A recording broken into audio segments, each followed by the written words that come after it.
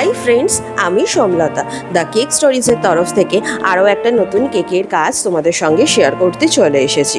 এটা কিন্তু একটা চকলেট কেক, 1 পাউন্ডের কেক। এটা কিন্তু পুরোপুরি একটা থিম কনসেপ্টের ওপরে করা, খুব সিম্পল থিম কনসেপ্ট। সেটা কিন্তু তোমরা লাস্টে দেখতেই পাবে যে আমি কি থিমের ওপর কেকটা করেছি।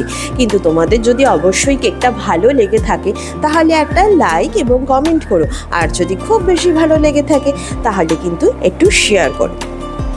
আমার কেকের ক্ষেত্রে কিন্তু আমি চেষ্টা করি যে প্রপারলি কেকটা করার, সেটা চকলেট কেক হোক বা অন্য কোনো কেক হোক।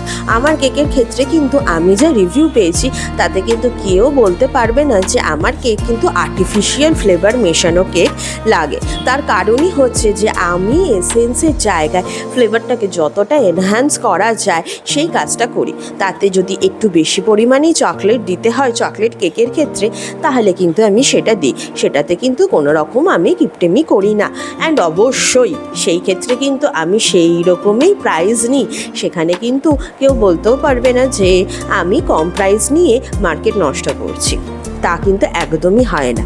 আর আমার বেশিরভাগ কেকের ক্ষেত্রেই কিন্তু স্পেশালি থিম কেক, সেখানে চকলেট ফ্লেভারই নাও বা ম্যাঙ্গো নাও বা অরেঞ্জ নাও বা স্ট্রবেরি নাও, বাটারস্কচ নাও, যাই ফ্লেভারের নাও না কেন, তোমরা কিন্তু তোমাদের পছন্দ মতন কালার অপশানটাকে চুজ করতে পারবে। মেনলি থিম কেকগুলো একটু বেশিরভাগই হোয়াইট সেকশনের ওপরেই যায়।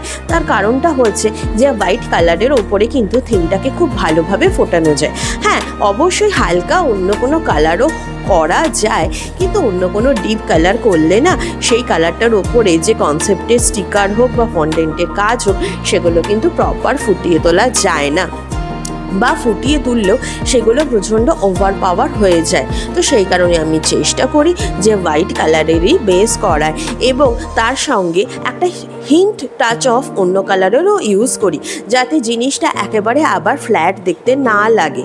এটা তোমাদের কালার কনসেপ্টের ওপর ডিপেন্ড করে। তোমরা কাজ করতে করতে আস্তে আস্তে বুঝে যাবে। তোমরা সবসময় আমি তোমাদেরকে সাজেশন দেব যে চেষ্টা করবে তোমাদের বেসটা দিয়ে কেকটা করা। তাতে কি হবে বলো তো? তাতে হয়তো তোমার একটু বেশি খাটনি হবে, আর আমার মনে হয় না একটু বেশি খাটনি বা একটু এক্সট্রা এফোর্ট দিলে সেটা কেকের প্রাইসিংয়ে কোনো প্রবলেম হয়। কেকটা তাতে সুন্দর দেখতে লাগে, যে কাস্টমারকে দিচ্ছ তারও জিনিসটা পছন্দ মতো হয়, সেও তার দিনটা স্পেশাল হবে, সেও খুব খুশি হবে। সে তোমাকে সেকেন্ড টাইম যখন রিপিট অর্ডার দেবে তারপরেও কিন্তু সে তোমাকে অনেক জায়গায় রেকমেন্ড করতে পারে। আমার ক্ষেত্রে কিন্তু সেটাই হয়, আমি প্রত্যেকটা কেকেই কিন্তু সেমভাবে এফোর্ট দেওয়ার চেষ্টা করি। অ্যান্ড সেই জায়গায় কিন্তু আমার থেকে যারা কেক অর্ডার নেয় তারাও কিন্তু অন্য জায়গায় আমার কেকের জন্য কিন্তু রেকমেন্ড করে। তো ফাইনাল লুকসটা এবার তোমরা দেখতেই পাচ্ছ যে একটা মেসি থিমের